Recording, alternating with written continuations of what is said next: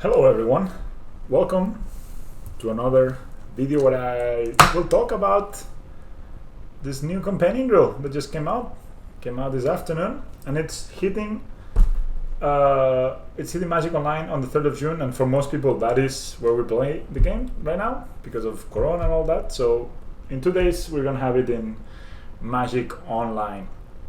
And what is the new rule? The new rule basically means that if you show a companion at the beginning of the game, then you are obliged to pay 3 mana at sorcery speed. So you cannot just save mana, you're gonna do it at the end of your opponent's turn at sorcery speed to move that companion from the companion zone or your sideboard probably to your hand.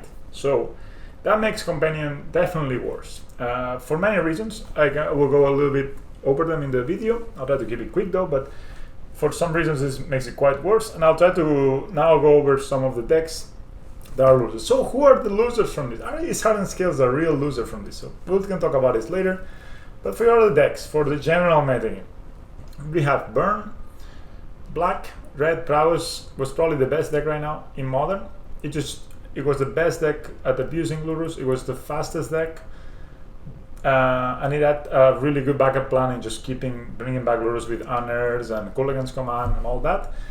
That deck takes a hit because right now, even if you say, okay, Burn, like let's say traditional Burn had to pay no price to play Lurus, they actually did have to pay a price. They had to put cards that maybe they were not ideal in their deck. They were not having to have those Seal of Fire. They had to have these Mistress Bubbles, and maybe they would like to have other cards instead of those, right?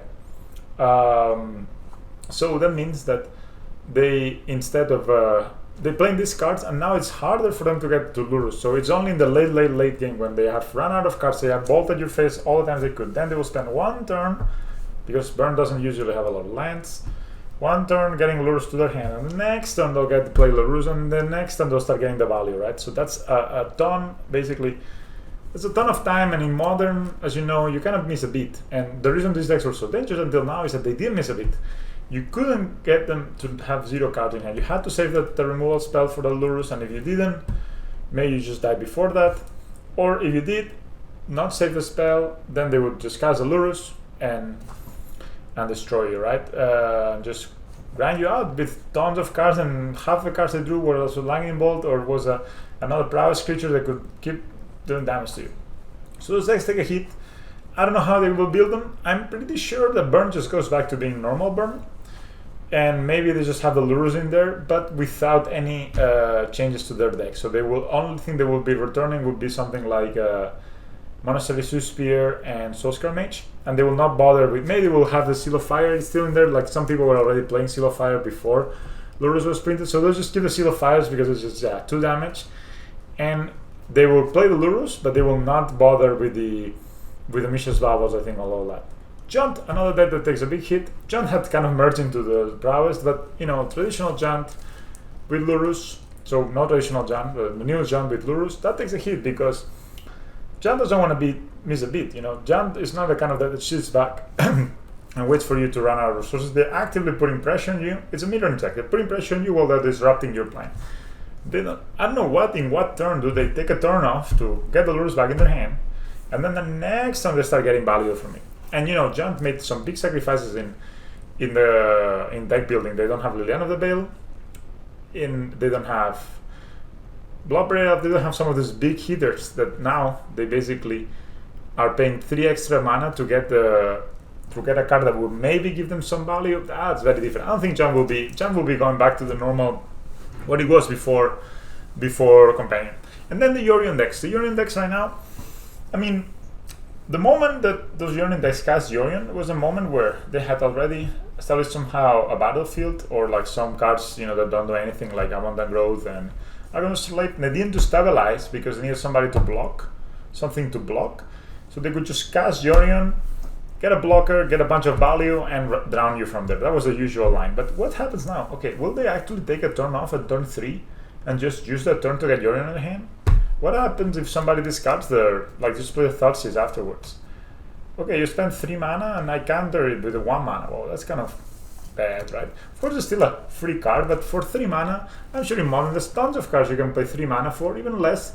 Like, this must be so many cards that are 2 for 1 for less than 3 mana, right? That's like, I mean, a ton of cards are built like Icewind Coddle is built like that, right? So you play 2 mana, you get a card, and you still have a body. So why would you pay 3 mana to get a card in your hand? Not even in the battlefield like Icewind Coddle is. That's really bad. So I think the Yorion decks, maybe they're still deciding to play it because it's kind of free, and they have realized that 80 cards is actually a good number to be running. Especially the Skepsis versions, I think they didn't really need Yorion in the first place. But the 80 cards actually benefited the deck quite a bit because they could have this higher line count. So maybe they still run it. But I think a lot of the, especially the Urza decks, that, you know, I felt like the Urza was kind of the worst version of Yorion because, you know, Urza just wants to play Urza. They want to have Urza on the battlefield and just generate the value, right? And maybe Urza just splashes for black and plays Lurus on the main deck, or white and plays Lurus on the main deck because it's just such a potent card. But I think we will see again Urza decks without the Yorion, just, you know, that traditional cryptic command lock that was going on for so long with Uro and all those cards, right? So those are the losers. So is Hardened Scales a loser? I'll show you right down. But first, let's look at what are the winners, and I think this is kind of interesting. So I have here the announcement. There's something with standard. We don't care about those things. There are 4 winners in my opinion, and 3 more than the last one. So first winner, Eldrazi-Tron.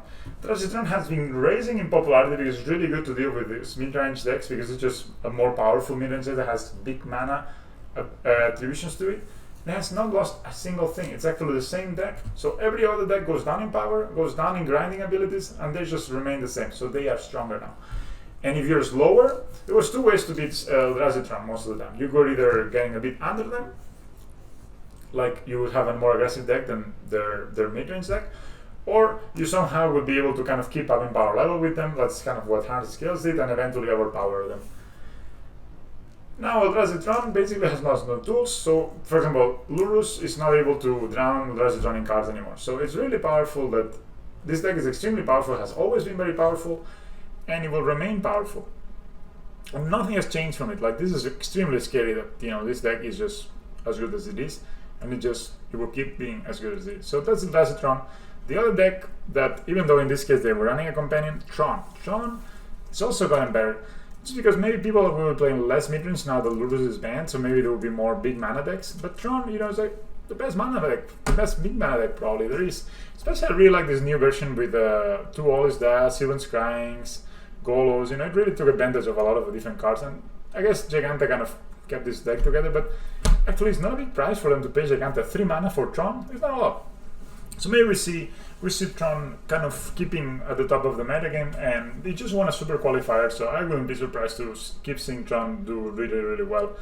And I would be prepared for that. So I would try to be prepared for these big mana strategies that have lost nothing, and basically all the other decks, they need to readjust, they need to rebuild, and in this period of rebuilding, of readjusting, your deck gets worse because it's less efficient, it's less optimized. Like if you look at the first version of Hardened Scales I published, and I played just after the Lurus was released, it's nowhere near as good as the version I'm playing now.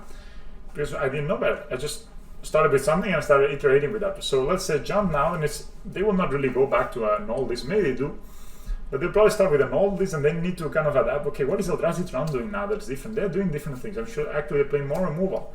Maybe Tron is doing more busted things with Golos, with cards like this. So they need to readjust their plan, and then those readjustments, the decks gets worse, and therefore the decks that have not changed are even better than those decks that are worse right now. So I expect big mana decks to make a big impact in the first weeks after this change. Amulet Titan, kind of the same page, has never been bad, and now it's even better because, yeah, it's like, you know, if the game went long, it was hard to beat Titan anyway, and now if the game going long, you have lost a tool in the Lurus, and then they still have the same staying power with the Primeval Titan. So be careful with that. Amulet Titan is going to be a big player in this new metagame for sure. And Announcement, all these combo decks, Announcement, every Storm, every deck that doesn't care about you and just wants to go to your face.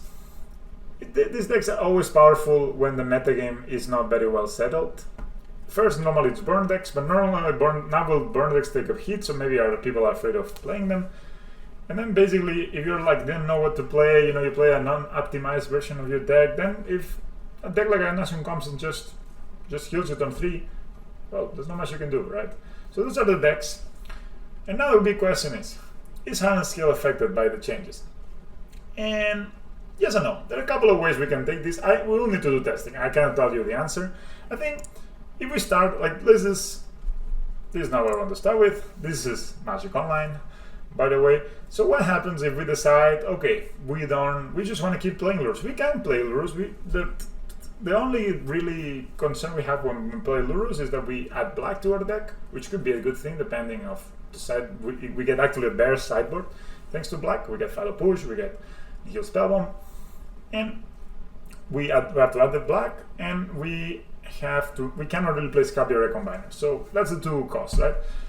Playing black, okay, there's a bit of a pain in the lands, but if burn goes down, pain in the lands doesn't affect so much. So in reality, why wouldn't you play lures? Okay, it's probably going to be less of a big impact card than we had until now, but it still is a quite powerful card that if the game goes really long, like long to the point where you have 5 cards in 5 mana, everything has been wiped off, you're both in top deck mode, man, Lurus will win the game in that spot. You get the Lurus to your hand, you play the turn after, you bring back a Ravager, and you're back in the game. If, for some reason, your opponent just kills you before that, normally Lurus would not have done anything before, or if most of the games Lurus will not play a role, that's okay, but your deck doesn't really change so much, so why would not pay the cost of having Lurus? That's my first thought. So probably the first league I would run something very similar. The only thing is that since we don't have Lurus now at this grindy engine, card quality matters more, so we don't want to flood so much. So I was playing more lands, we were playing Springleaf Drum to try to get this land count up so we could really abuse Lurus as soon as possible, make sure we could cast it on curve, make sure we could cast it on turn 4. Now it's not needed anymore. Now we can take it easier on the damage, on the lands, we can take it easier with the black sources, and we can play less lands because it will not matter so much to get to this 4th, 5th mana. And we can increase the card quality, so we can increase the cards that actually do something to win the game. So what I would be doing if I ran a league with Hardened Scales right now, I would run this. I would run animation modules back because they're good decks, good cards, especially when things slow down a bit now that Lurus is not there. You know, John will be slower, John will play Lilian of the Veil, Burn will not have access to Lurus, Yorion will not completely go over the top of you, so many animation models back in the menu. I will play more Llanowar Reborns. That makes the cards that I have, the fewer cards that I have, better, right? Now we're playing Welding Jars, and I even want to try, why not play one Steel Overseer? You know, I always try this card when the metagame is new, just because I think that sometimes people scheme on removal in the beginning of formats. So Steel Overseer just fulfills this fantastic role that if you're able to stick it on turn 2 on the play and your opponent doesn't have a removal, they will have a hard time dealing with it. So basically increasing the hard card quality to offset the fact that we'll have less cards because of Lurus. So that's the idea. The Cyber State is pretty much the same.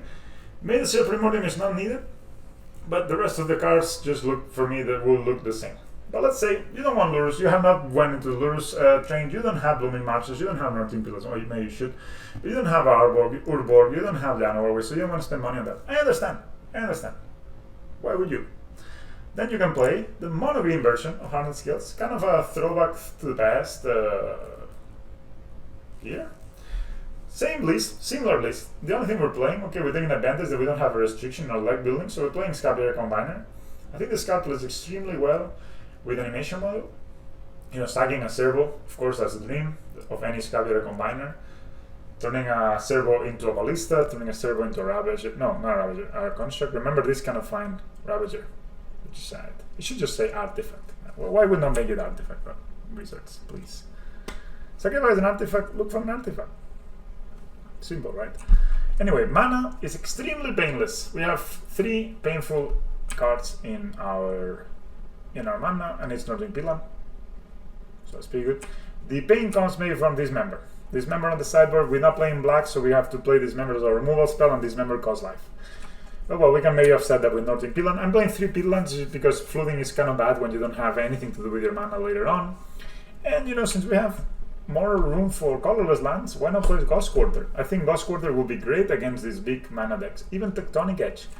Tectonic Edge, and maybe instead of Ghost Quarter, could be great. I just like Ghost Quarter because it fights better against Amulet Titan and Turn 3 Tron, which are kind of the two big things that's hard to beat, like Turn 3 Amulet Titan third 3 Titan with Amulet and turn 3 Tron with like Count Liberator. Those things are hard to beat. Rose Quarter beats that, and it can be found with Ancient Strings. This is a quite potent deck. It has the same tools as the Lurus deck, and it has some more because it actually doesn't take any damage from lands at all, and it has its ways of disrupting the opponent. Also, the sideboard super clean. Some of the one-offs that are strong. Going back to Graphic Scales, we're not using our graveyard at all, so why not play the best graveyard hate available? Also good against Collected Company, good against Neoform, One Pithing Needle, Veil to Summon, Nature's Gun. This deck I think is really solid.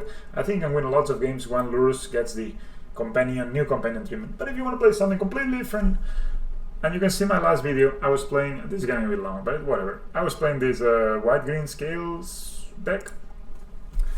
And the deck had some good moments and some bad moments, and I'm trying to build on those good moments. And I have not really changed a ton of the deck. Actually, maybe there's still Aureox Champion that's not necessary in the new meta. Maybe this should be in the sideboard and put here something else. But if you look at the deck, it's the same idea as before, but instead I moved the Collected Company, instead I added the Eladrani Skull, because a lot of times I didn't really need. So first, Collected Company can miss a lot in this deck. Can only yield to 2 creatures 85% of the time. So that's kind of not great. On top of that, Collected Company costs a lot of mana. And we would rather do other things out of mana. And Eladrani Skull can finance both Heliod and Ballista to finish the game, which is really powerful. I added 1 Ranger Captain of Use because I had 1 slot. They can also finance Walking Ballista. And maybe I added also Hexdrinker to find something to do with our mana later on. So I think this deck can also play, you know, when people are kind of dawdling around, people are like going things, just killing them with Heliod and Ballista. It's made a way to go. So this is also another alternative. I made a lot of changes in the sideboard. I added Hatchbringer, as I said I would do. This beats Titan decks, this beats other Hardened Scales decks with modular. This beats a ton of, it beats also, what's it called, humans. Yes, this card is fantastic. It has Livelink, it's flying, all we need. A way more artifact and enchantment hate, which I think will come in handy, especially against those Titan decks, Tron decks, etc. We only had like 1 Night around them, and that was not enough. And the kind of the rest of the sideboard is fine. So 3 deck lists I give you. Maybe you can screenshot them. I'll try to screenshot them actually and put them in Inkware or something. You can just click them. And if somebody wants like the full deck list, I'll put them in the comments. I will just make comments with the deck list because I cannot put all the deck lists in one video description. But yeah, thanks for watching. Let me know what you think. Let me know what you're going to be playing. I'm excited for this because I think it will bring back some variety to Modern. So not every game will be a companion fest, but it will be what I would like the companion to be, which is a cost. An advantage when you pay the cost, but it's still a cost in the game, not just a cost in the deck building. So thanks for watching. This has been Joan, Mr. Serik, and I'll see you next time for some more Hardened Scales content. I'm really excited, man. It will be in 2 days, but maybe we'll just start testing these lists right now, and even if people are still doing the companion thing, I don't care. Peace.